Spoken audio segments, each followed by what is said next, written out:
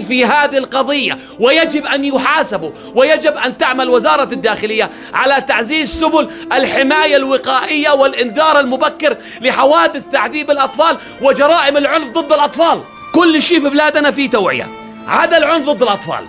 لا نشرات، لا إذاعات، لا أخبار، لا إعلانات، لا تدريب في التلفزيون، بس في إعلانات للناس كيف ترصد حالة تعذيب طفل، اختطاف طفل، إخفاء قسري للطفل، ضرب مبالغ فيه مبرح للطفل، وتبلغ الأجهزة الأمنية. مهمة القسم لما يتلقى بلاغ ينزل، مش ضروري يجي له خبر إنه الطفل هذا قطعوه نصين، أو الطفل هذا اتحرق، أو إنه قضية صارت رأي عام عشان نتحرك.